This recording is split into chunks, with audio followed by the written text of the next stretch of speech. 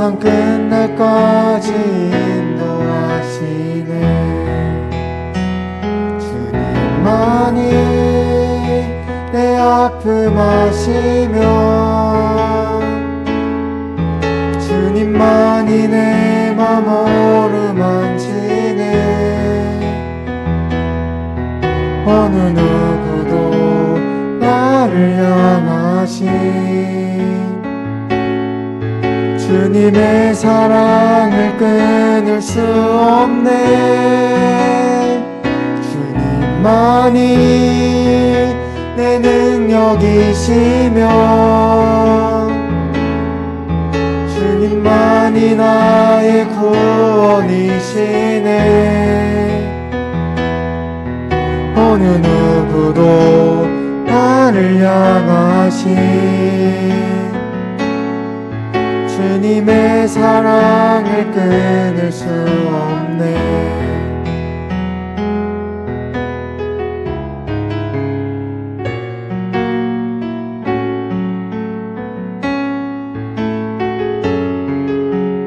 사랑이 나를 이끄시네. 주 사랑이 나를 이끄시네. 내가 갈 수 없는 그곳으로 주의 사랑 나를 붙드시며 세상 끝날까지 인도하시네. 주님만이 내 아픔 아시며 주님만이 내 맘 어루만지네. 어느 누구도 나를 향하신 주님의 사랑을 끊을 수 없네. 주님만이 내 능력이시며 주님만이 나의 구원이시네. 어느 누구도 나를 향하신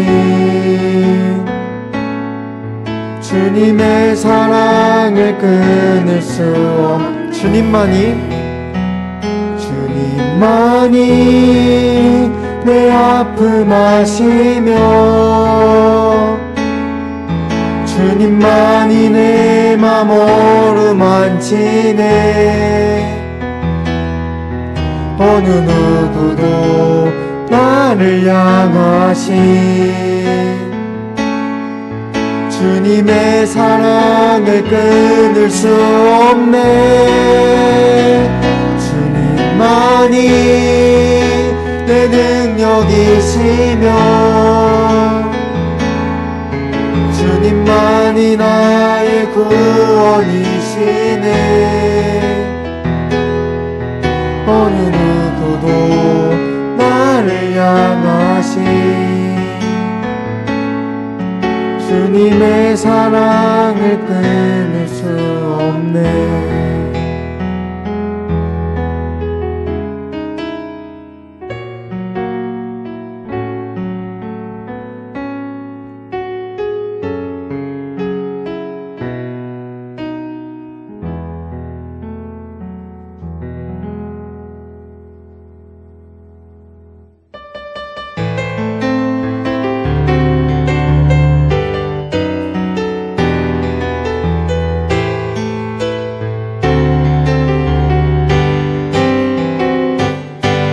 기뻐하며 함께 노래 부르리. 소리 높여 할렐루야 부르리. 주님 앞에 나와 찬양 드리며 우리 주님과 함께 기뻐하리라. 기뻐하며 함께 기뻐하며 함께 노래 부르리. 소리 높여 할렐루야 부르리.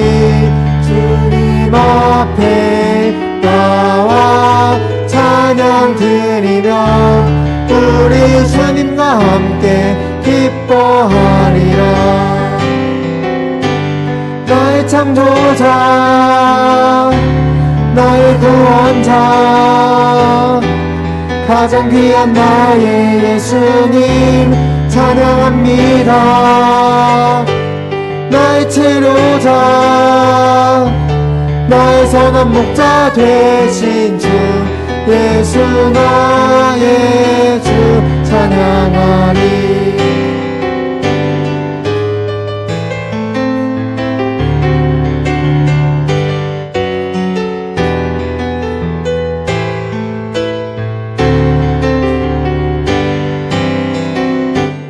기뻐하며 함께 노래 부르리. 소리 높여 할렐루야 부르리. 주님 앞에 나와 찬양 드리며 우리 주님과 함께 기뻐하리라. 나의 창조자 나의 창조자 나의 구원자 가장 귀한 나의 예수님 찬양합니다. 나의 치료자 나의 선한 목자 되신 주 예수 나의 주 찬양하리. 나의 창조자 나의 창조자 나의 구원자 가장 귀한 나의 예수님 찬양합니다. 나의 치료자 나의 선한 목자 되신 주 예수 나의 주 찬양하리.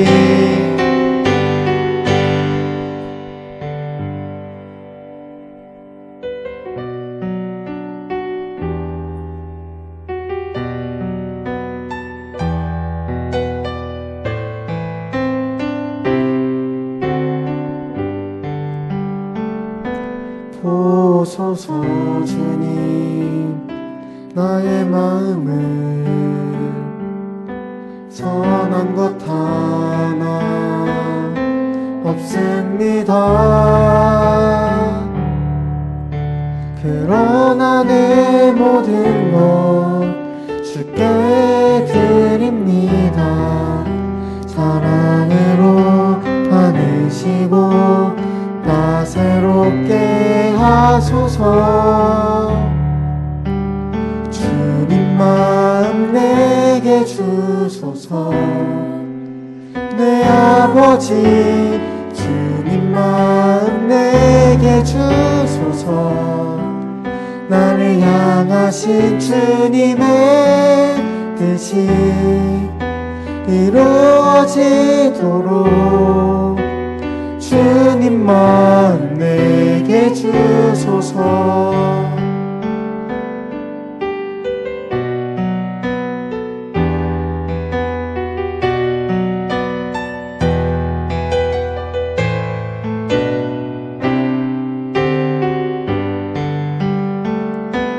보소서 주님 나의 마음을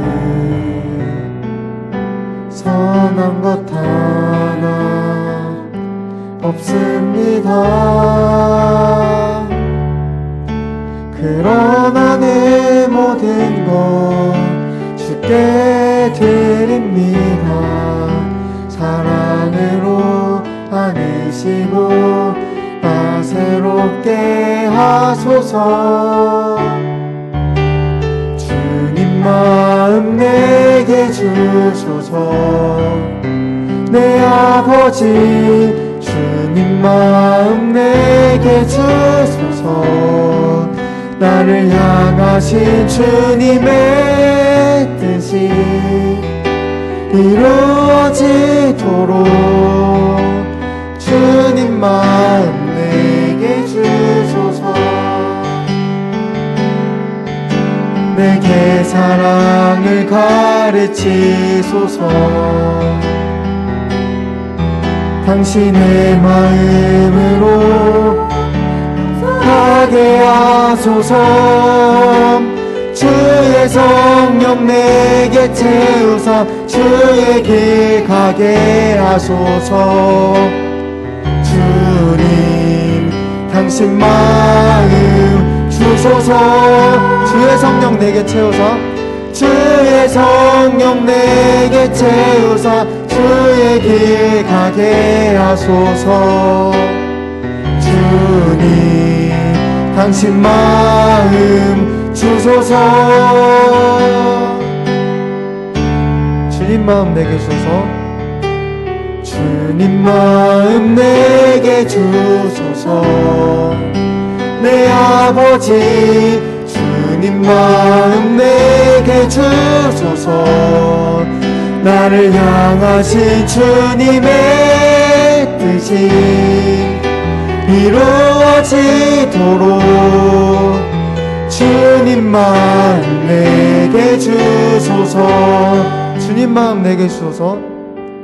주님 마음 내게 주소서. 내 아버지 주님 마음 내게 주소서. 나를 향하신 주님의 뜻이 이루어지도록 주님 마음 내게 주소서. 이 시간 예배를 위해서 기도하시겠습니다.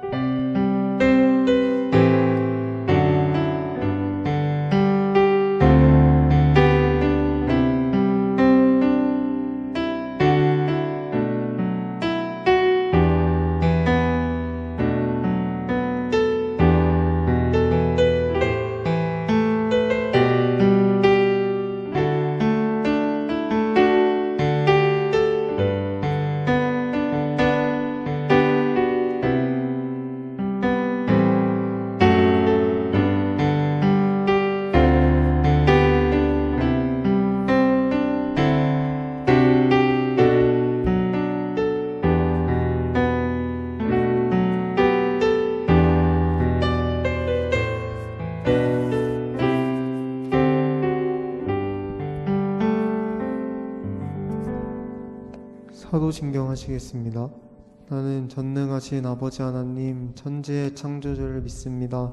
나는 그의 유일하신 아들 우리 주 예수 그리스도를 믿습니다.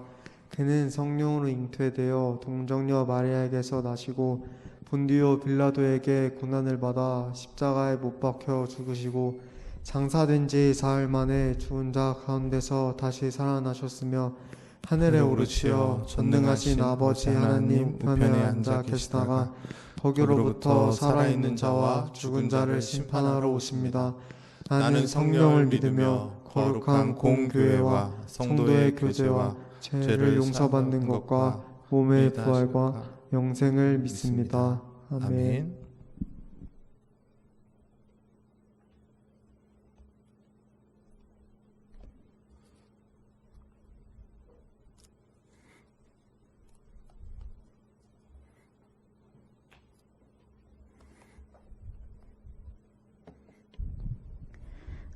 기도하시겠습니다.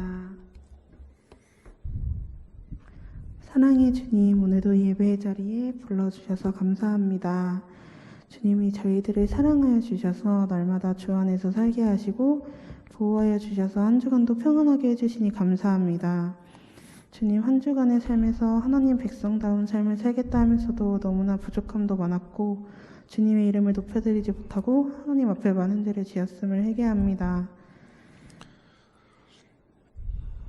주님, 그동안 저희가 코로나 바이러스로 인하여 일상의 생활이 제한된 가운데 생활해 왔습니다. 정말 저희의 그 평범한 일상들이 감사한 이름을 깨닫는 시간이 되게 하시고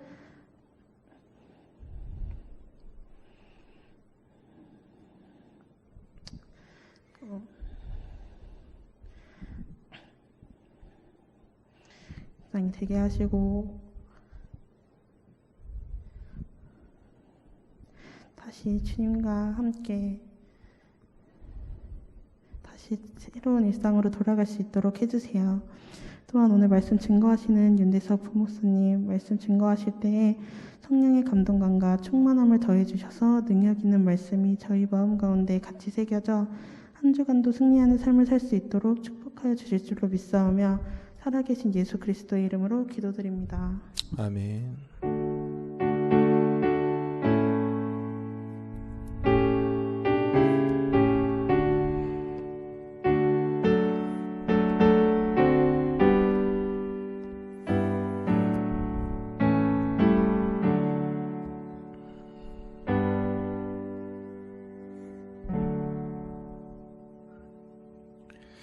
네, 오늘 함께 보실 하나님 말씀은 구약성경 사무엘상 20장 35절에서 42절까지의 말씀입니다. 구약성경책 444쪽 사무엘상 20장 35절에서 42절까지 말씀입니다. 다 찾으신 줄 알고 우리 같이 한 목소리로 함께 합독하도록 하겠습니다. 35절입니다. 시작. 아침에 요나단이 작은 아이를 데리고 다윗과 정한 시간에 들로 나가서 아이에게 이르되 달려가서 내가 쏘는 화살을 찾으라 하고 아이가 달려갈 때 요나단이 화살을 그의 위에 지나치게 쏘니라. 아이가 요나단이 쏜 화살 있는 곳에 이를 쯤에 요나단이 아이 뒤에서 외쳐 이르되 화살이 내 앞쪽에 있지 아니하냐 하고 요나단이 아이 뒤에서 또 외치되 지체 말고 빨리 다름질하라 하매 요나단의 아이가 화살을 주어 가지고 주인에게로 돌아왔으나 그 아이는 아무것도 알지 못하고 요나단과 다윗만 그 일을 알았더라. 요나단이 그의 무기를 아이에게 주며 이르되 이것을 가지고 성읍으로 가라 하니 아이가 가매 다윗이 곧 바위 남쪽에 일어나서 땅에 엎드려 3번 절을 한 후에 서로 입맞추고 같이 울되 다윗이 더욱 심하더니 요나단이 다윗에게 이르되 평안히 가라. 우리 두 사람이 여호와의 이름으로 맹세하여 이르기를 여호와께서 영원히 너와 너 사이에 계시고 내 자손과 내 자손 사이에 계시리라 하였으리라 하니 다윗이 일어나 떠나고 요나단은 성읍으로 들어가니라. 아멘. 네, 한 주간 평안하셨습니까? 네, 오늘 믿음으로 산다. 원래 소율이 문답 공부를 계속했는데 오늘 하루 정도 좀 쉬고 오늘 말씀을 통해서 우리가 믿음이 무엇인지를 좀 같이 생각해 봐야 되지 않을까 그런 생각이 들어 오늘 말씀을 준비했습니다. 믿음이란 무엇일까? 어렸을 때 그냥 믿음하면 교회를 다니거나 예수님 믿는다고 말하는 정도로 생각을 했죠. 그래서 착하게 성실하게 예배당에 출석하고 예배하고 교회 여러 가지 봉사활동들을 하면서 저희들이 살았던 것 같습니다. 그런데 나이를 먹고 여러 가지 일들을 경험하면서 특별히 교회 안에 일어나는 교회 안팎으로 일어나는 그런 여러 일들을 통해서 정말 믿음이 무엇일까? 그리고 믿는 자로 살아간다는 것이 무엇일까? 이렇게 고민하지 않을 수 없게 되는 것 같습니다. 한 주간도 신문과 TV를 통해 여러 가지 사건들이 일어나고 있는데 특별히 저에게 이렇게 눈에 띄는 기사 하나가 있었습니다. 그게 뭐냐면 기사 제목이 정강훈 소재 파악 중 글 올린 서북구청장 급여 가압류 이런 제목이었어요. 여러분들 이게 크게 보도되지는 않아서 이렇게 잘 모르실 수 있는데 여러분 잘 아시는 것처럼 그 정강훈 목사님 그 서울의 사랑제일교회 이제 정강훈 목사님 즉 변호인단에서 그 서북구청장 이승로 서북구청장에게 그의 급여를 1억 원 정도 가압류해달라는 신청을 법원에 냈고 법원이 그것을 받아들였습니다. 그 이유는 뭐냐면 이 구청장이 자기 SNS에다가 정강훈 목사 긴급 소재 파악 중이라는 그 허위 사실을 2번 정도 올렸다는 이유로 이제 사랑제일교회에서 2억 원의 손해배상 청구와 가압류 신청을 했는데 이제 법원에서 2억은 너무 많고 1억 정도로 이렇게 조정을 해서 아마 그 구청장이 이제 본인 퇴임할 때까지 생계비, 최저 생계비만 급여를 받고 나머지 월급은 이제 다 가압류되는 일들이 일어나게 됐습니다. 결정이 된 거예요. 법원에 일어난 일이에요. 그런데 중요한 건 저 기사 밑에 댓글이 막 달릴 거 아니에요. 근데 그 댓글이 기독교에 대해서 이렇게 좋은 댓글보다는 좋지 않은 댓글들이 막 달리는 거예요. 여러 댓글들 중에 그 핵심은 뭐냐면 정광훈 목사 때문에 어떻게 보면 그 지역의 많은 국민들이 피해를 입었는데 그 피해가 얼마나 많은데 그걸 가지고 이렇게 구청장에 소송을 거냐, 기독교가 정말 그런 종교냐, 뭐 이런 글들이 많이 올라가는 걸 볼 수 있습니다. 오늘날 우리가 이 시대를 살면서 정말 믿는 자로 교회로서 교회가 세상의 빛과 소금의 역할을 잘 감당하고 있는가? 저는 목사로 있고 또 여러분들은 장로, 집사, 권사 또 우리 청년들로 그렇게 살고 있는데 이 시대에 정말 믿는 자의 모습이 무엇일까? 오늘 우리가 읽은 말씀이 전혀 다른 이야기처럼 들리지만 잘 꼼꼼히 생각해 보면서 이 아침에 주님이 주신 은혜가 우리 가운데 있기를 간절히 소망합니다. 먼저 오늘 본문은 사무엘상 20장 말씀인데 원래 이렇게 다 읽어야 되지만 시간이 없어서 후반부만 본문을 정해서 읽었습니다. 여러분이 잘 아시는 내용이겠지만 간략하게 좀 그 줄거리의 내용을 살펴보면 사무엘상에서는 이제 다윗과 사울 그리고 다윗이 어떻게 왕이 오르는지가 이렇게 쭉 설명이 되어 있습니다. 앞부분에 이제 다윗이 골리앗을 죽임으로 인해서 이스라엘에게 명성을 얻게 되고 이제 사울이 이렇게 추락하게 되는. 근데 그것으로 끝나지 않고 사울이 그런 다윗을 보면서 이제 어떻게 해요? 불쾌하게 여깁니다. 그리고 그를 죽이려고 여러 가지 계략을 짜게 되는데 하나님이 다윗을 지키시는 내용들이 사무엘상의 말씀일 겁니다. 특별히 오늘 본문에 보면 사울의 아들인 요나단이 다윗을 돕고 있는 모습이 나오고 있습니다. 다윗이 라마 나요시라는 곳에서 이미 사울을 피해 도망하고 있을 때에 두 사람이 서로 만나서 정말 아버지가 사울 왕이 다윗 너를 죽이려고 하는지 우리가 한번 알아보자는 계획을 짜고 오늘 이제 말씀이 나오게 됩니다. 우리가 35절부터 읽었지만 24절부터의 내용을 쭉 보시면 요나단이 다윗과 계획을 하고 이제 실행을 옮기게 돼요. 그래서 초하루가 되었을 때 다윗이 원래 사울과 같이 그 왕궁에서 같이 식사를 해야 되는데 일부러 자리를 비우죠. 그러면서 24절, 25절에 뭐라고 말하냐면 제가 읽어드리겠습니다. 다윗이 들에 숨으니라 초하루가 되매 왕이 앉은 음식을 먹을 때 같이 먹을 때 왕은 평상시와 같이 평상시와 같이 벽 곁 자기 자리에 앉아 있고 요나단은 서 있고 아브넬은 사울 곁에 앉아 있고 다윗의 자리는 비었더라. 다윗이 식사 자리에 나오지 않은 것이죠. 그럴 때 이제 요나단이 아버지에게 대답을 합니다. 그 대답의 말씀이 28절과 29절에 나오고 있는데 우리 같이 한번 28절, 29절은 읽어볼까요? 시작. 요나단이 사울에게 대답하되 다윗이 내게 베들레헴으로 가기를 간청하여 이르되 원하옵건대 나에게 가게 하라. 그 성읍에서 제사할 일이 있으므로 나의 형이 내게 오기를 명령하였으니 내가 내게 사랑을 받거든 내가 가서 내 형들을 보게 하라 하였으므로 그가 왕의 식사 자리에 오지 아니하였나이다 하니. 그러니까 요나단이 다윗이 요나단에게 말했다는 거예요. 형이 제사를 지내는데 같이 내려와 달라고 해서 자기가 다윗에게 아버지한테 말할 테니까 내려가라고 얘기했다는 것이에요. 거짓말이죠.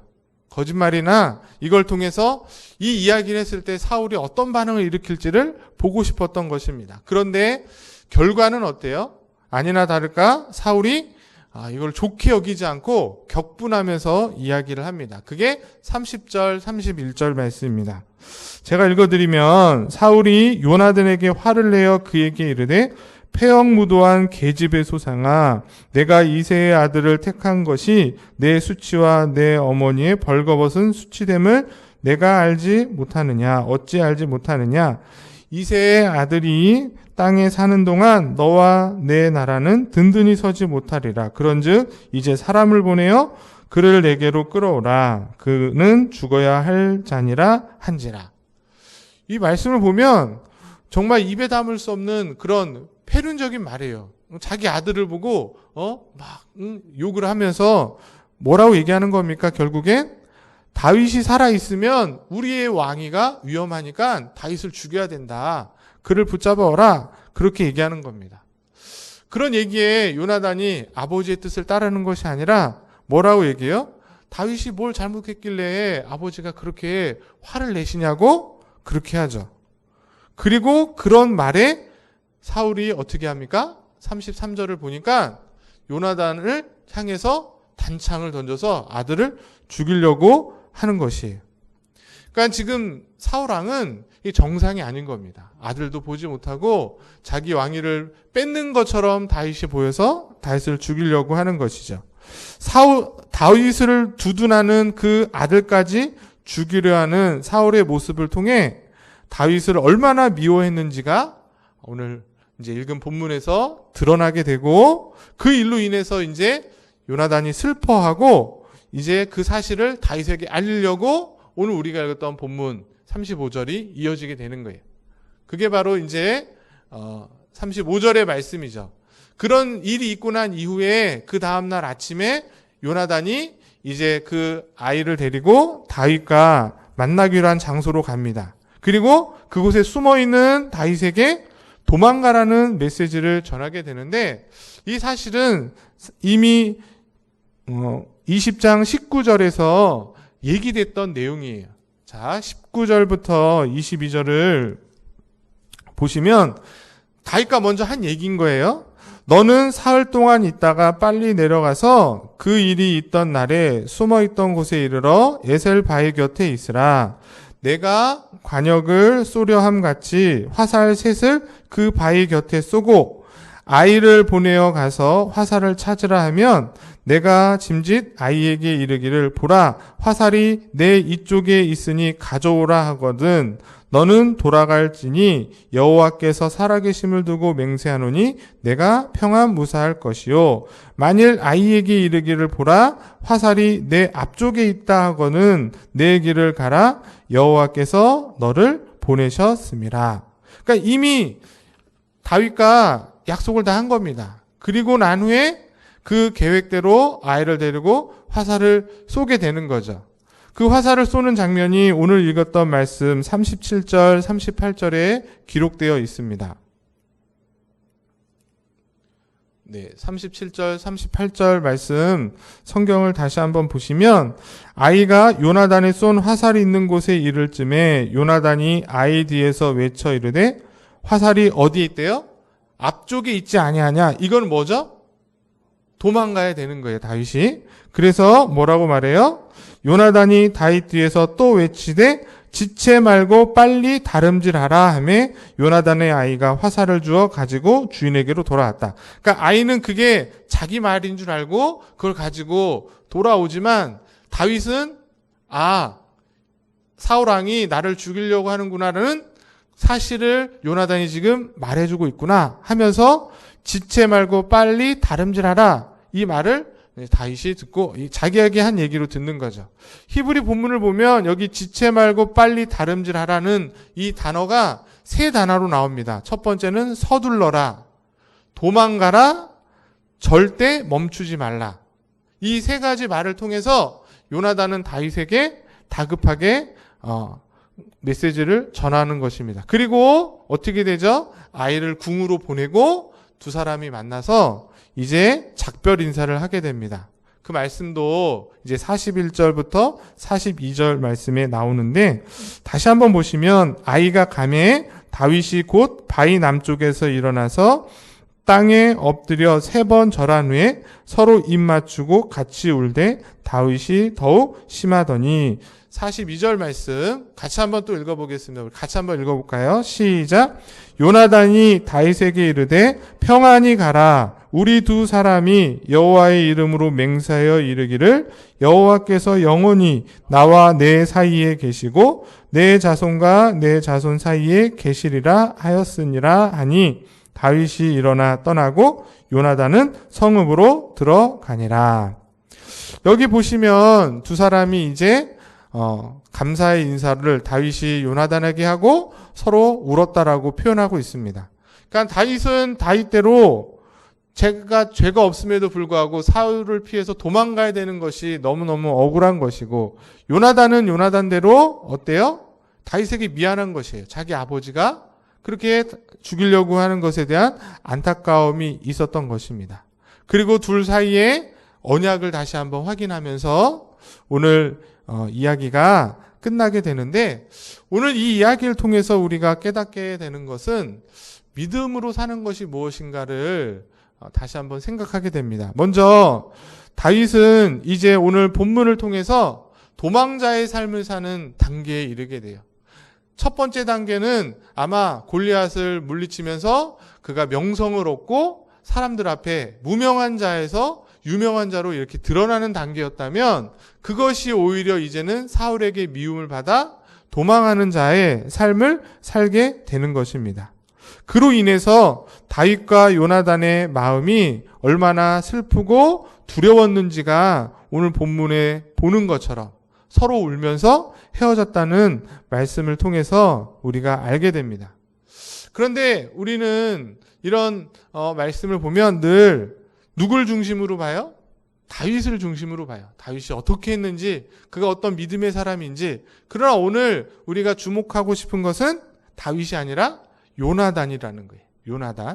요나단이 어떻게 했는가를 좀 살펴보는데, 첫 번째 41절 말씀을 아까 전에 읽었는데요. 여기 보시면 둘이 헤어지면서 슬피 울고 서로 막 부둥켜 안고 울고 있는 그 상황 속에서 요나단이 다윗에게 뭐라고 말합니까? 평안히 가라고 말하고 있다는 거예요.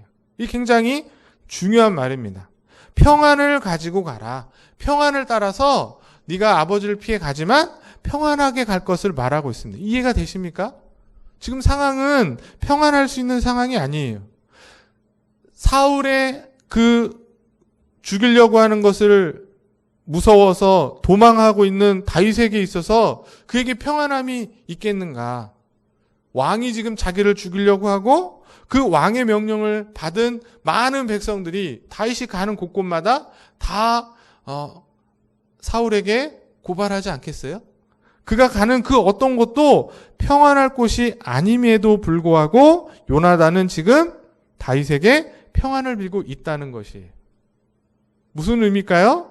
그것은 다윗은 하나님 손안에 있다는 것을 요나단이 확신하고 있었기 때문에 그 확신 가운데서 고백하고 있는 믿음의 고백이었다는 거예요. 비록 다윗이 어려운 가운데 있고 어려운 도망자의 삶을 살겠지만 그래도 너는 하나님 손 안에 있기 때문에 그것을 방패 삼아 평안한 삶을 살기를 바란다. 그러니 잘 가라. 이렇게 인사하고 있다는 것입니다. 이 모습을 통해 성도의 믿음이 어디에 있는지를 우리는 깨닫게 되는 것이에요. 우리의 믿음은 어디에 있는 것인가? 성도는 환경이 좋아졌을 때 평안을 누리는 것이 아니라는 것이에요. 다시 말하면 우린 이렇게 기도하죠. 하나님께. 하나님, 내가 평안할 수 있도록 이런 근거를 주세요. 돈이 없으니 돈을 많이 주시고, 또는 나를 죽이려는 그 원수들을 없애주시고 나의 병을 낫게 해주시면 내가 평안할 것 같으니 그렇게 해주십시오. 그것이 마치 우리의 평안이냐 기도한다는 것입니다. 그런데 하나님은 뭐라고 말씀하시는 거예요? 내가 너와 함께하고 있지 않으냐. 폭풍이 일고 어려움이 치고 고난이 있다 할지라도 그곳에 내가 너와 함께하고 있다. 그렇게 말하고 있는 것입니다. 즉 우리의 평안은 환경과 상황에 달려있는 것이 아니라 하나님과의 관계 가운데 있다는 거예요. 평안하고 좋고 걱정 없는 그런 상황과 환경이 있을 때 우리가 정말 평안한 것이 아니라 내가 정말 그 순간에도 하나님의 손에 붙잡혀 있는가, 붙잡혀 있지 않느냐가 우리의 평안을 결정한다는 것입니다. 여러분 그렇게 믿으십니까? 한번 여러분이 이렇게 생각해 보시는 것 같아요. 부모 품 안에 안겨있는 어린아이를 생각해 보세요. 자녀들을 키워보셨고 또 여러분이 어렸을 때를 생각해 보시면 어린아이에게 모든 것을 준다고 할지라도 만약 그에게 부모가 없으면 그 아이는 어때요? 굉장히 두렵고 떨게 되는 것입니다. 예쁜 옷을 준다고 하고 장난감이 있고 맛있는 음식이 있어도 엄마가 없으면 그걸 다 뿌리치는 게 아주 어렸을 때 아이예요. 요즘은 핸드폰을 주고 돈을 주면 너무너무 좋아하지만 더 어렸을 때 보면 아이는 부모가 있어야 되는 거예요. 부모가 없으면 불안해합니다. 그래서 그 어린 아이를 할머니들이 할아버지 좋다고 그래서 데려와서 하루 재우려고 하면 어때요? 낮에는 막 할머니랑 노니까 좋아하다가 밤에 잘 때가 되면 난리가 납니다. 엄마 데리고 오라고. 그래서 결국엔 어떻게 돼요? 엄마를 다시 불러와서 아이를 보내죠. 무슨 얘기예요? 어린아이에게 있어서 아무것도 필요 없다는 거예요. 부모만 있으면 되는 겁니다. 그 외에 어떤 것을 갖다 줘도 만족하지 못하는 것이고 거꾸로 부모가 있으면 어느 곳에 있든지 어떤 일을 만나도 그 아이는 평안할 수 있다는 것이. 우리가 소유리 문답을 배웠습니다. 신앙은 뭐라 그랬어요? 구원함을 받는 것은 뭐라 그랬어요? 하나님이 우리를 택하셔서 중생에서 의롭다고 하셔서 하나님의 자녀가 되었다 그랬어요. 하나님의 자녀가 되는 것이 우리의 신앙일 것이고 그것은 뭘 의미해요? 내가 하나님을 아버지로 모시고 내가 그분의 자녀가 됐기 때문에 그 하나님만을 의지하고 하나님 한 분만으로 만족하며 사는 것이 우리의 신앙이고 우리의 믿음인 것입니다. 때로는 폭풍을 만나고 어려운 속에 있다 할지라도 주님을 바라보는 거예요.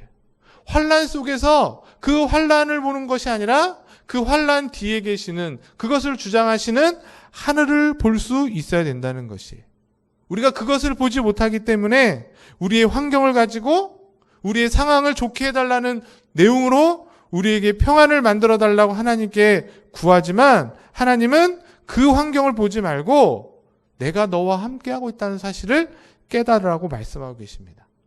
그 사실을 요나단이 알고 있었기 때문에 지금 다윗에게 뭐라고 말하는 거예요? 평안히 가라. 너와 하나님이 함께 하시고 하나님이 너를 붙잡고 계시니 너는 평안할 수 있다. 그렇게 말하고 있다는 것입니다. 두 번째로 요나단은 그렇게 다윗을 평안히 보내면서 하나님의 언약을 언급하고 있다는 거예요. 그래서 42절 말씀을 읽은 겁니다. 42절에 뭐라고 말해요? 하나님께서 너와 나 사이에 그리고 내 자손과 내 자손 사이에 어떻게 하신대요? 함께 계시리라는 그 굳건한 믿음이 있었다는 것이에요. 즉 하나님께서 다윗을 선택하셨기 때문에 지금 그가 도망자의 삶을 살지만 하나님의 보호하심이 있을 것이고 결국에는 다윗이 이 나라의 왕이 될 거라는 그 약속을 그 언약을 요나단은 알고 있었던 것이에요. 믿고 있었던 것이에요. 그리고 나중에 네가 왕이 되면 우리의 자녀를 내 자녀들을 잘 돌봐달라고 약속한 것입니다. 언약을 맺으신 것이에요. 그리고 더 놀라운 사실은 참 흥미로운 것은 그 언약을 맺고 다윗을 보내면서 요나단은 다윗을 따라가지 않았다는 것입니다. 여러분 한번 생각을 해보세요. 사울 왕이 지금 다윗을 죽이려고 해요. 그리고 우리가 아까 전에 봤지만 다윗을 편드는 요나단을 사울이 어떻게 해요?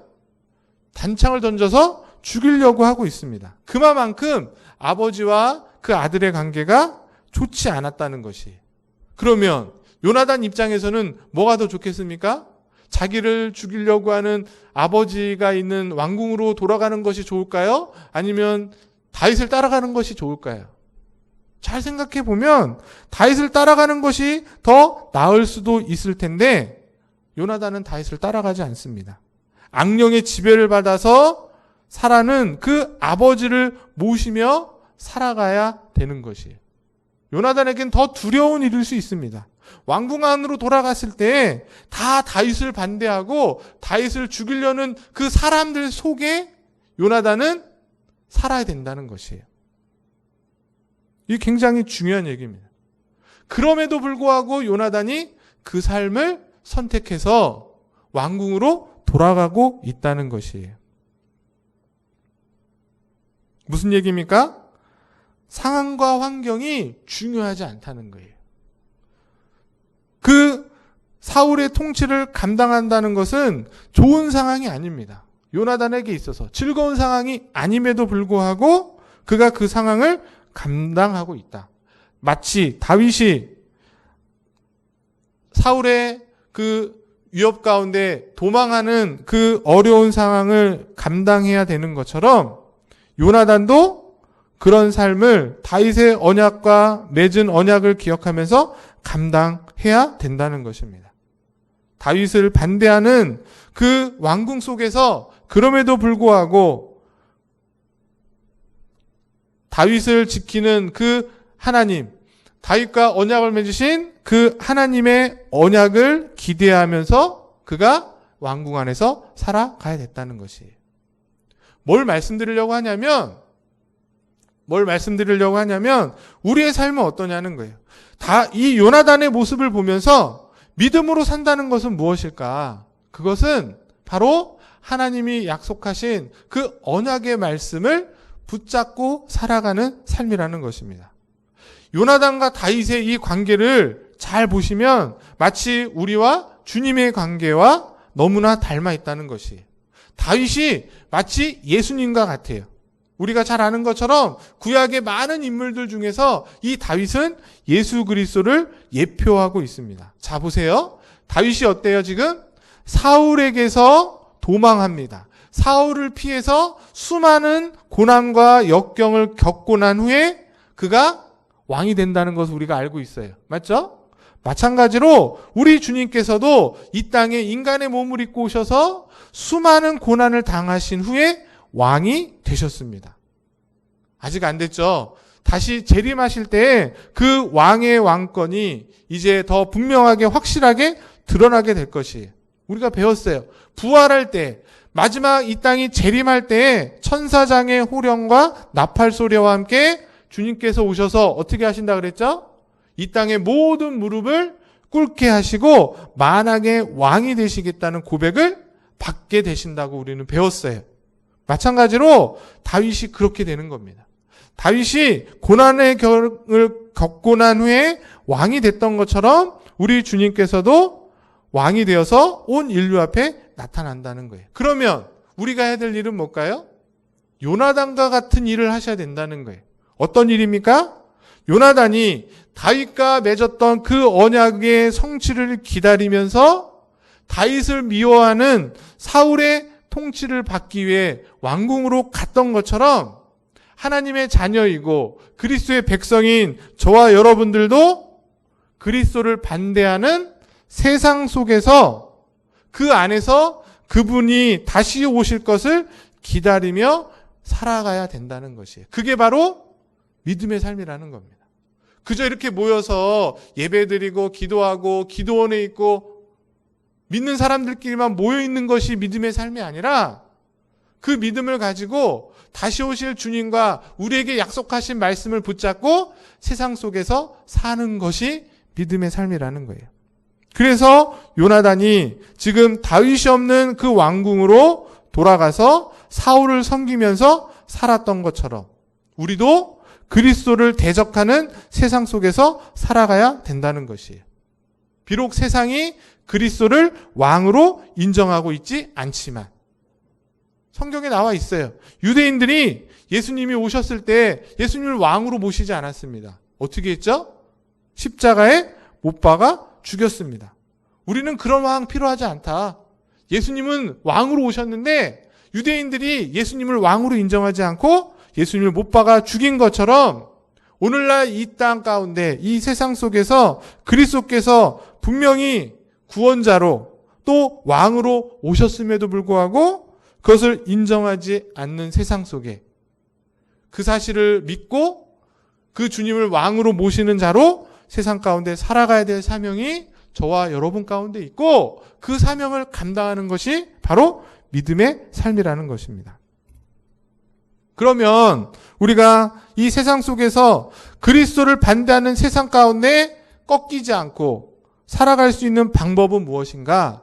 요나단처럼 사시면 되는 거예요. 요나단이 어떻게 했습니까?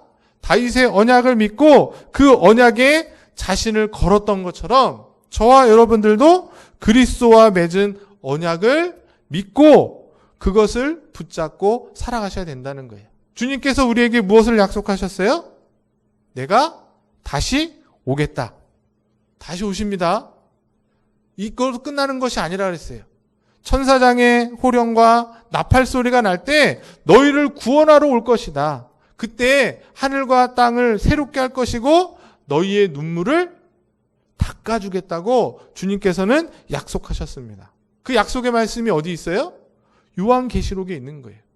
요한계시록에 이 말씀이 너무나 분명하게 우리에게 주어지고 있습니다.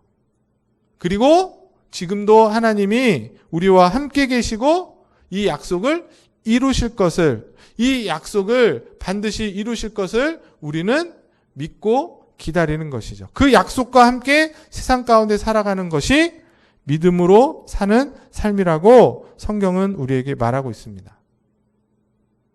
그런데 우리가 이 믿음으로 산다는 것에 대해서 자꾸 오해를 하는 게 있어요. 뭐냐면 믿음으로 산다 하면 보통 어떻게 생각하세요?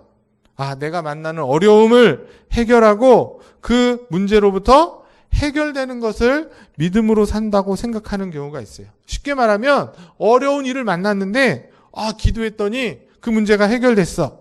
그러면 우리는 이것을 믿음으로 잘 살았다. 이렇게 생각합니다. 기도해서 당했던 어떤 어려움을 피하거나 병이 낫거나 어떤 어려운 문제들이 해결되면 믿음 좋은 것이라고 믿음으로 잘 살았다고 말합니다. 분명 거기에도 믿음이 있고 그런 은혜가 우리 삶 가운데 있죠. 그런데 성경을 잘 보시면 성경은 그것을 믿음이라고 말하지 않고 다른 말을 하고 있다는 거예요. 우리가 잘 아는 히브리서 11장 1절 2절에 뭐라고 말씀합니까? 믿음은 바라는 것들의 실상이요 보이지 않는 것들의 증거니, 그 다음이 중요합니다. 선진들이 이로써 증거를 얻었느니라. 그러면서 이제 그 믿음의 사람들을 쭉 설명하고 있습니다. 그런데 여기 보시면 믿는다는 것은 어떤 믿음의 대상이 있어요. 그 대상이 뭡니까? 바라는 것들의 실상이라고 말하는데 그 믿음의 대상은 누구예요? 하나님이시죠. 그리고 하나님이 우리에게 약속하신 말씀이 믿음의 대상입니다. 그렇기 때문에 그저 하나님이 계신다, 이 정도의 믿음으로 머물러서는 안 돼요. 하나님이 계시는 거는 사단도 알고 있습니다. 맞죠? 사단도 주님을 보면서 벌벌 떨어요. 그러나 우리의 믿음은 하나님이 계신다는 것으로 끝나지 않고 그것을 넘어서서 성경이 말하는 믿음은 뭐라고 말해요? 우리에게 주신 약속의 말씀, 그 언약을 믿고 사는 것이라고 말하는 것입니다. 문제는 그 언약이 어떻게 됐어요? 성취가 됐습니까? 안 됐습니까? 아직 안 됐잖아요. 주님이 아직 오시지 않았습니다. 지금도 진행 중이고 그 약속의 말씀이 하나하나 성취되고 있는 과정이에요. 아까 전에 말했듯이 주님께서 우리에게 주신 언약의 말씀 뭐였습니까? 주님께서 다시 왕으로 이 땅 가운데 오실 것이다.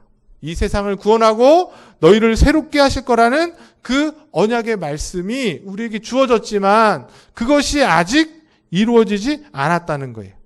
그렇기 때문에 뭐가 필요한 거예요? 믿음이 필요한 것이에요.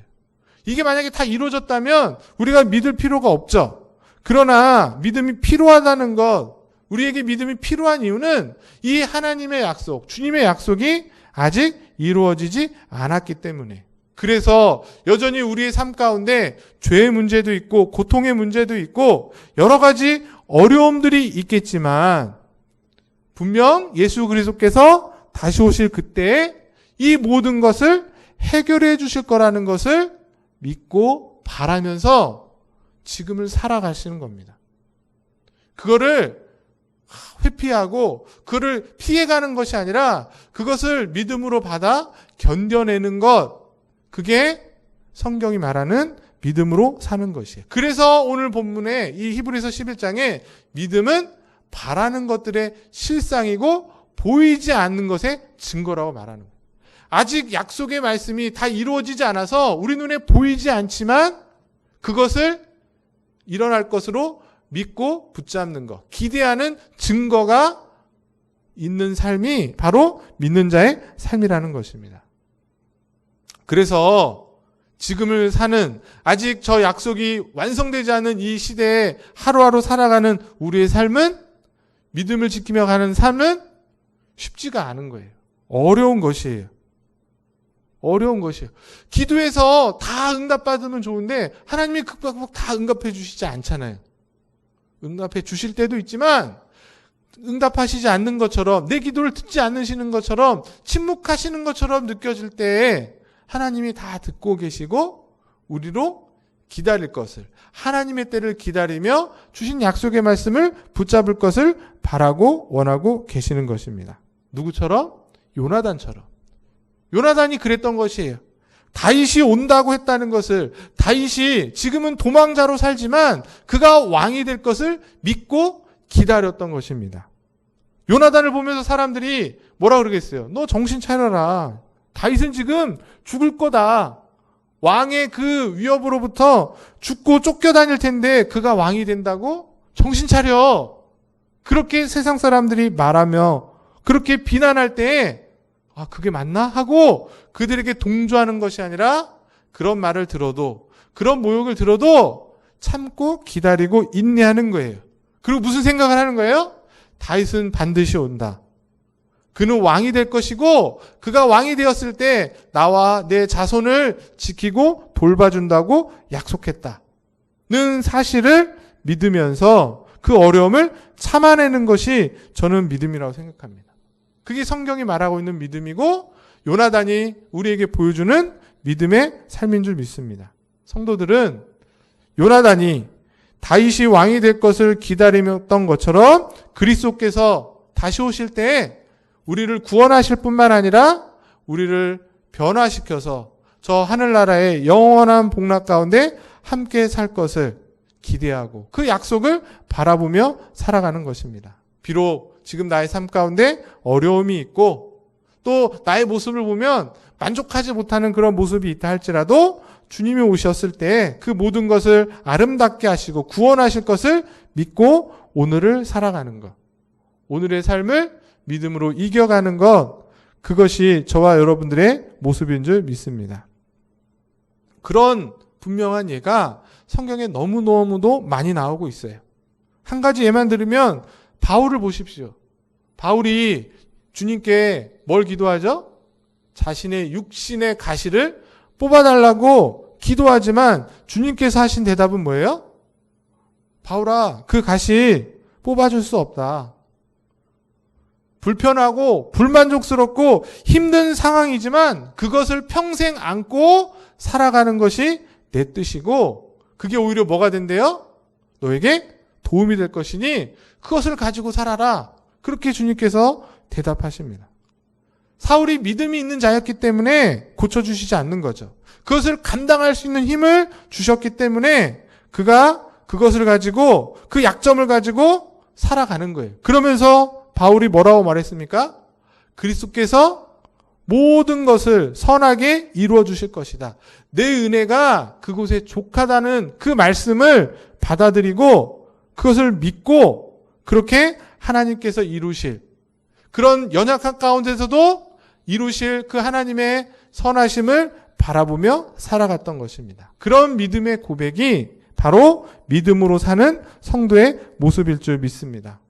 혹시 여러분의 한 주간의 삶 가운데 믿지 않는 남편, 또 믿지 않는 직장 상사, 나를 조롱하는 그런 친구들 앞에서 오늘 이 요나단의 믿음을 붙잡고 요나단처럼 그리스도께서 모든 것을 이루실 것이고 나를 정말 선한 길로 이끄실 것을 소망하면서 믿으며 고백하는 그런 성도의 삶을 살아가시는 우리 귀한 성도들 되시길 간절히 소망합니다. 바라기는 여러분의 삶 가운데 어려움이 있을 수 있고 또 여러분의 삶에 문제가 있을 수 있지만 그것이 여러분에게 믿음이 없거나 은혜가 없다는 이야기는 아니라는 것이 오히려 그때 더욱더 우리의 믿음을 붙잡을 것을 성경이 말씀하고 있고 주님께서 우리에게 원하고 계신 줄 믿습니다. 너를 반대하는 세상 속에서 오히려 살아라. 내가 반드시 올 것이니 그때를 기다리면서 마지막 때에 그 모든 것을 아름답게 하실 그 주님의 은혜와 그 주님의 역사하심을 바라보고 네가 있는 그곳에서 믿음을 붙잡고 살아가라. 그렇게 말씀하시는 줄 믿습니다. 그것이 믿는 삶이니 여러분들이 그저 그냥 편안한 삶, 아무 문제도 없고 그냥 행복한 삶, 그런 삶만을 원하고 바라시는 것이 아니라 어려운 가운데서도 믿음을 지키는 그런 믿음의 삶을 구하고 그 믿음으로 살아가는 복된 성도들 되시길 소망합니다. 그럴 때 주님께서 반드시 우리를 선한 길로 가장 복된 길로 인도하여 주시는 줄 믿습니다. 기도하겠습니다. 하나님 아버지, 우리는 요나단과 같이 그리스도를 반대하는 세상 속에 살아가야 됩니다. 환경이 좋지 않고 또 세상은 우리를 대적하고 또 우리 속에 있는 연약함과 죄악들마저도 우리를 내버려 두지 않습니다. 그러나 그런 상황과 환경 속에서도 주를 믿는 믿음으로 살아가는 은혜를 허락하여 주시옵소서. 주님께서 모든 것을 바꿔주시고 또 주님의 가장 선한 것으로 인도하여 주실 것을 믿으며 주님의 통치가 이루어지는 것을 세상 가운데 잘 나타내 보이는 자로 살아가게 하여 주시옵소서. 때로는 믿음을 주시고 또 용기를 주시고 그리고 쓰러졌어도 다시 일어날 수 있는 담력을 주시옵소서. 그래서 주님 오시는 그날 이 땅 가운데 믿음으로 사는 것이 무엇인지를 잘 보여 하나님의 귀하신 뜻을 온전히 이루어드리는 그런 복된 인생이었고 복된 가정이었고 복된 교회였음을 주님으로부터 칭찬받는 그런 귀한 삶 사는 그런 우리 모두가 되게 하여 주시옵소서. 믿고 감사를 드리며 존귀하신 예수 그리스도 이름으로 기도드립니다. 내게 있는 모든 것을 1절, 3절 찬양 드리시겠습니다.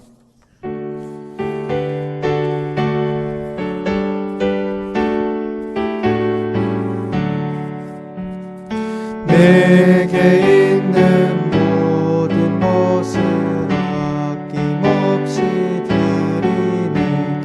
사랑하고 의지하며 주만 따라 살리라. 주께 드리네. 주께 드리네. 사랑하는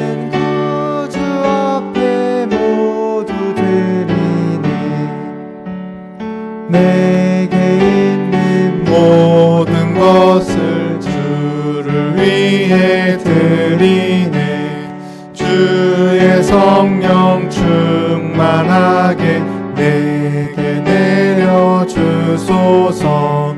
주께 드리네. 주께 드리네. 사랑하는 구주 앞에 모두 드리네. 하나님 아버지, 오늘도 저희들을 귀한 믿음의 삶으로 인도하시고자 주의 전으로 불러주시고 주의 말씀을 듣고 또 우리의 믿음의 고백으로 귀한 물질 드리게 하시니 감사를 드립니다. 어린아이가 보리떡 5개와 물고기 2마리, 정말 그 작은 도시락이지만 그것을 드렸을 때에 많은 이들이 먹고 남음이 있었던 것처럼 우리의 드린 예물이 비록 작아 보이지만 하나님 나라와 또 주의 교회가 세워지는데 정말 힘있게 능력있게 사용되어지는 줄 믿습니다.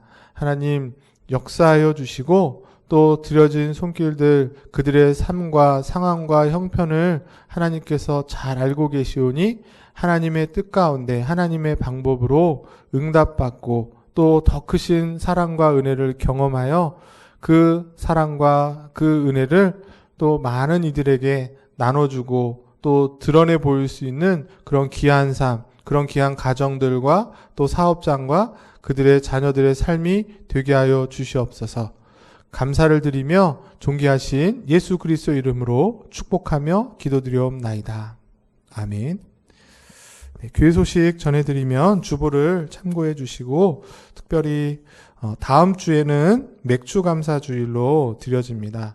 6개월 동안 베풀어 주신 하나님 은혜를 기억하면서 한 주간 잘 준비하셔서 하나님께 기쁨으로 드리는 예배 되게 하여 주시고 또 다음 주 예배 후에 목양실에서 당회가 있습니다. 당회를 통해서 교회가 더욱더 하나님의 뜻을 잘 세워갈 수 있도록 우리 목사님과 장로님들에게 지혜 주셔서 좋은 시간들이 될 수 있도록 기도해 주시고 목회를 위한 기도 제목 보시고 계속 기도해 주시기 바랍니다. 축도로 예배를 마치겠습니다. 지금은 우리 주 예수 그리스도의 은혜와 하나님 아버지의 놀라우신 사랑하심과 성령의 내주 교통 인도 충만하심이 폐역한 세상 속에서 돈과 명예와 권력과 또 세상 인기에 타협하지 않고 오히려 그곳에서 우리에게 허락하신 주의 약속의 말씀과 언약을 붙잡고 그것을 반드시 이루실 그 예수 그리스도를 기다리고 또 기대하며 바라보면서 믿음으로 승리하여 하나님의 뜻을 이 땅 가운데 온전히 이루어지는데 귀하게 또 기쁘게 사용되어지는 그런 믿음의 삶 잘 살아가기로 소망하며 결단하고 다짐하면서 돌아가는 우리 원당제일교회 귀한 성도들 머리머리 위에 저들의 가정과 자녀와 사업장 위에 그리고 사랑하는 우리 청년들 머리머리 위에 지금부터 영원토록 함께 있을지어다. 아멘.